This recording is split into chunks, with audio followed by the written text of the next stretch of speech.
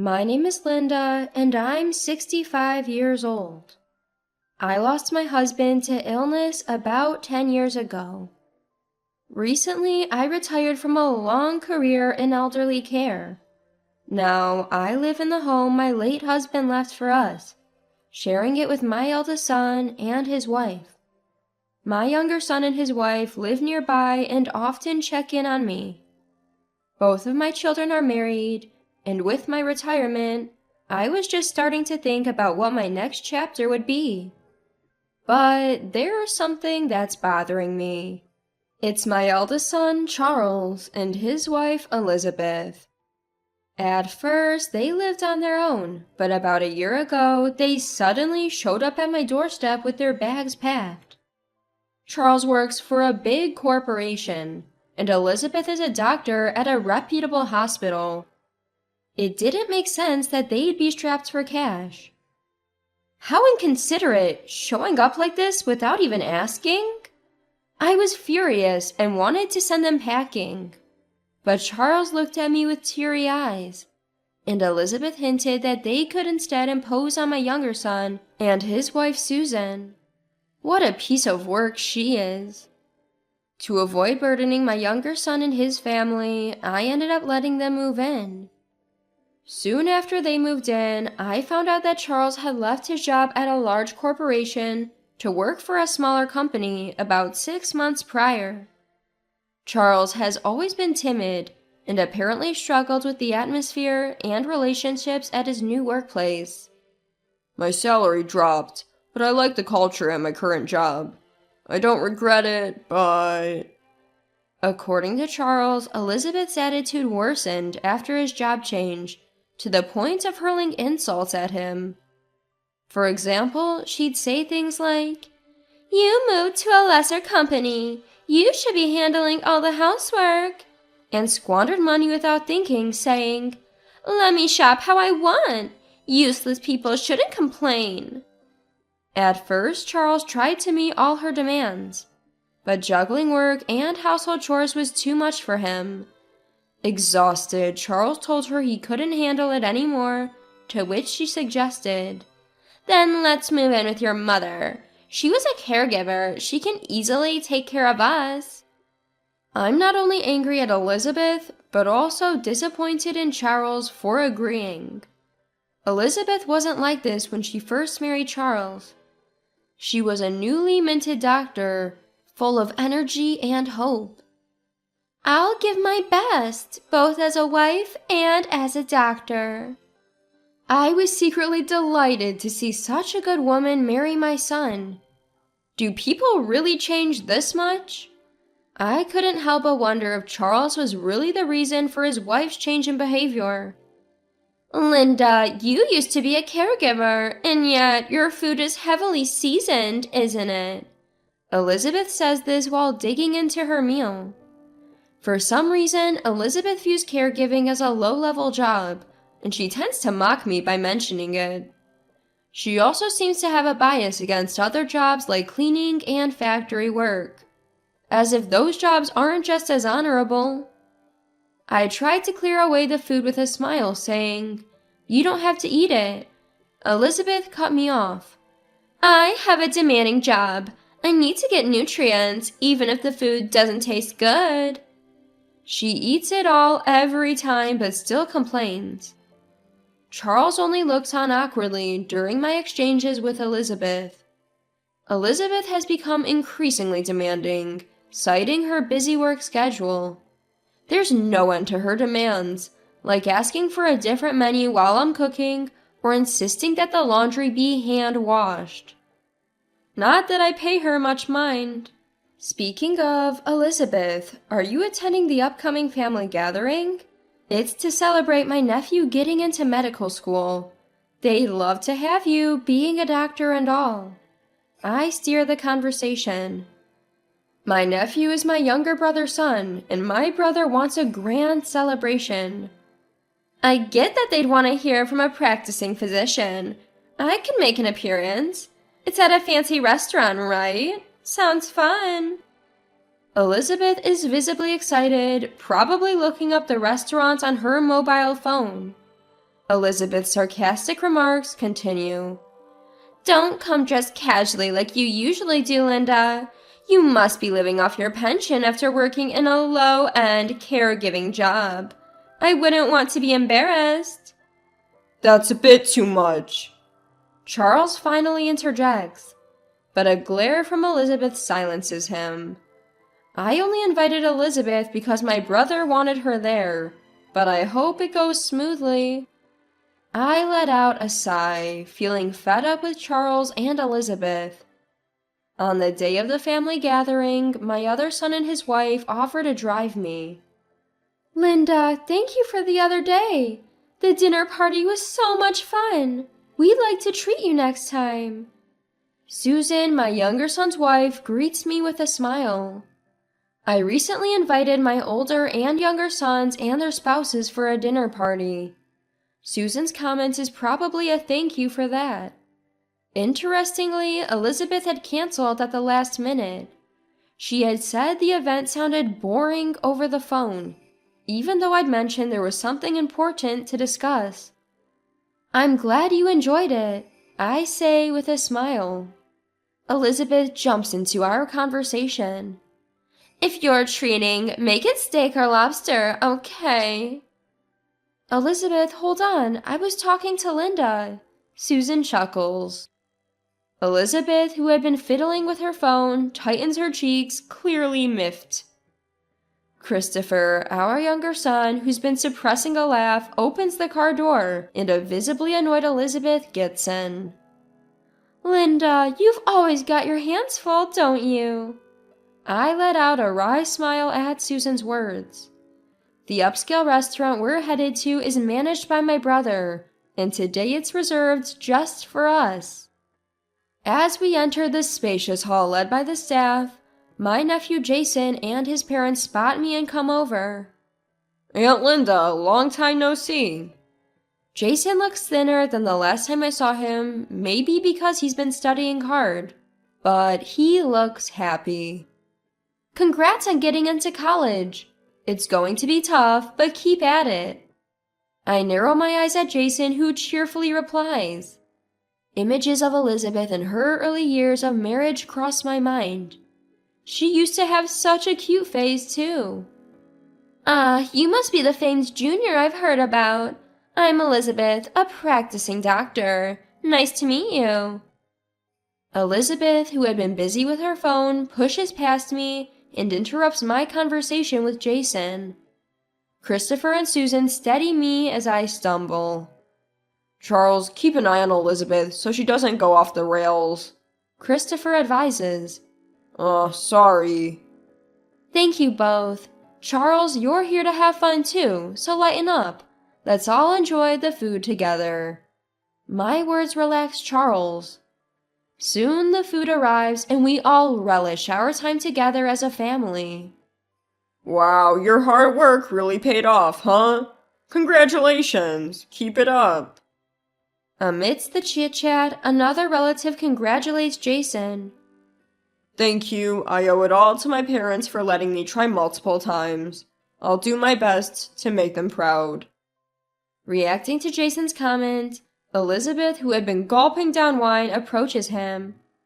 So you tried multiple times?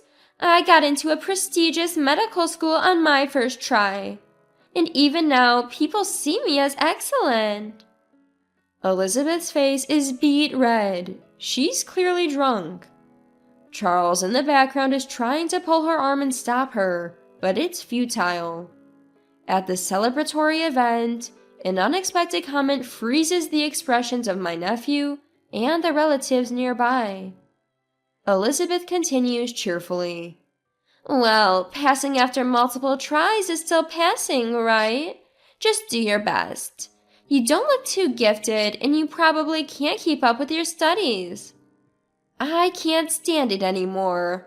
I rush up to her and scold, Elizabeth, enough is enough. That's way too far, even if you're tipsy. Apologize. Elizabeth seems to finally notice the stares from everyone around her. Instead of showing any remorse, she snaps back at me. What? You, Linda, who's only capable of caregiving, are telling me, a doctor, to apologize? It's not about being a caregiver or a doctor. Why do you have to put others down? Why can't you understand that's a horrible thing to say to someone who's worked hard? My words are nods of agreement from my younger son's family and other relatives. Thanks to the alcohol, Elizabeth's already red face, now combined with her angry expression, resembles a tomato. Quick as a flash, she grabs a nearby glass and attempts to splash its contents on me. I catch sight of a horrified Susan rushing towards me, and I instinctively shut my eyes. Stop it! A man grabs Elizabeth's hand, stopping her. The crowd murmurs at the entrance of a gentleman around my age. Recognizing him, I exclaim, "James!" Sorry I'm late, Linda. Susan sighs in relief, and I can see she's concerned for me. Still trembling with a furious expression, Elizabeth shouts, "You're also a relative? Stop meddling!" James tries to seize Elizabeth's hand. He looks at her with pity and says, It's surprising someone like you is a doctor. What you should be doing is encouraging and supporting him in the struggles to come. Could you please refrain from such distasteful behavior, for the sake of other doctors as well? My nephew awkwardly shrugs his shoulders. The surrounding family and Christopher are encouraging him, saying, Don't worry about it. Elizabeth, this is James, who is going to remarry Mom. "Remarry?" Shocked by Christopher's words, Charles explains, Remember that dinner you suddenly decided not to attend? That's when we introduced him to the family. He's practically family now, so he was invited today. Elizabeth yells, "I wasn't told about this!" To which my older son replies, We did tell you, and shrugs his shoulders. Eventually, Elizabeth snorts. "Seriously, you're getting remarried at your age? Isn't that embarrassing? I bet your partner is just like Linda, living off a pension. Why don't you give Linda's house to Charles? That house is too good for her anyway. Broke pensioners like you should just leave and live in a cheap apartment with your new spouse." For the first time in my long life, I was rendered speechless by anger. My fists shook. I can tolerate her mocking me, but insulting James, who agreed to spend the rest of his life with me, is unacceptable. "Don't you know, Elizabeth? James is the brother of the hospital director where you work." Susan, who had been pale since Elizabeth's rant began, revealed James's identity. "Wait, what? My director's brother?" A dumbfounded Elizabeth receives a wry smile from James. I'm just a humble town doctor. I don't have the high-ranking position my brother has. I've heard from Linda and my brother that you're quite the problem child. Despite your skills, you're disrespectful to patients, and complaints about you are numerous. Elizabeth's face turned pale, as if her buzz had instantly worn off. James had humbly understated his own accomplishments. He was a respected doctor who had branched off from a big hospital to lead his own private practice. Many of my relatives are his patients, and he's well regarded. A murmur of agreement ripples through the crowd, even some laughs tinged with scorn. "What is this? I didn't hear about any of this." Elizabeth, visibly disturbed, drops her phone. As a senior physician and a medical professional, she probably thought she would be praised by everyone. Picking up the phone, Charles's expression darkens instantly. For once, Charles, who usually remains still or shows only fear, clearly displays his anger. Peering into the phone screen, Christopher, Jason, and the rest of the relatives also look disconcerted. "Hey, give it back!" Elizabeth lunges clumsily at Charles but trips, falling flat on the ground. Charles looks down on her coldly. We're getting a divorce. Charles hands me the phone with a curt remark. Both James and I look at the screen, our eyes widening. Messages between her and a man appear. Family gatherings are so boring. If I'm going to a fancy restaurant, I'd rather go with you. And I shouldn't have come. Should have just gone on a date like usual. Cheer me up after this, okay? Let's get all lovey-dovey. Elizabeth's messages, coupled with replies, reveal an unmistakable romantic relationship. Cheating? No wonder she's always on her phone. I glance at Elizabeth, her face drained of all color, completely pale. From red to blue, and finally white. Rare to see someone's face change color so drastically in such a short amount of time. Wait, hold on. Talking about divorce isn't something we should do here, is it? Elizabeth's voice quivers. Charles retorts, Says the person who made inappropriate comments and disrupted everyone. I can't help but agree. I've asked Charles before, have you ever thought about divorce? No matter how coldly or harshly he was treated, he never mentioned divorce. From an outsider's perspective, the reason must have been love, and nothing else. The moment he saw Elizabeth's phone, whatever love remained must have vanished. Finally breaking down, Elizabeth burst into tears. I'm so sorry. I apologize for everything. The affairs, all of it. Please forgive me. Her pathetic cry echoes through the air. Then, unsolicited, Elizabeth starts spilling the beans through her tears. How she got carried away thinking she was special because she's a doctor. How she met someone better than her husband Charles and got carried away. And how she wanted to push all the housework and troubles onto Charles and me so she could have fun with her lover. All excuses, I think, a dry smile crossing my lips. Charles thought her behavior changed due to a job shift, but that wasn't it. The timing of his job change probably coincided with when she started cheating. I grab Elizabeth's arm and make her stand. Elizabeth, if you're going to apologize, show it in your actions. We'll talk later. Don't make everyone else uncomfortable any longer. Upon hearing my words, Elizabeth apologizes deeply on the spot, tears streaming down her face. After the dinner party wrapped up, Charles and I immediately went to apologize to Jason and his family. My second son and his wife, along with James, followed us. Jason's dad, who is also my younger brother, was furious, but Jason was smiling. Today taught me that arrogance leads to ruin. When I become a doctor, I'll make sure not to make the same mistakes as Elizabeth.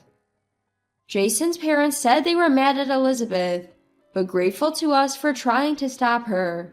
They forgave us. Also, congratulations on your remarriage. Aunt Linda, you've always been dedicated to caregiving, and you're an incredible person to your family and others. My parents and I know that. So, I wish you all the happiness. At Jason's words, everyone else remembered and James and I were showered with blessings from relatives. Elizabeth was sulking in the background, glaring in our direction. A divorce discussion with Charles is looming for her. Elizabeth's divorce seems inevitable. Months later, as my eldest son divorced, I remarried James and we lived together. Turns out Elizabeth's affair was with a married man. The damages claimed from Charles and the lover's wife will likely be substantial. Additionally, Elizabeth lost her medical license due to her existing bad reputation and her affair with a married man. I imagine she'll have to make a living in some job she once looked down upon. As for me, I continue my work as a caregiver in my husband's private hospital. I just love this job. My home after remarriage, and now houses Christopher and his spouse. Charles, who was supposed to inherit the property, declined. He handed me some money afterward, saying it was a matter of settling things. I couldn't refuse. Charles apologized again, pledging to change his weaker self, and now lives alone in an apartment. Just the other day, I got word that Susan is pregnant. I can't wait for the arrival of my grandchild.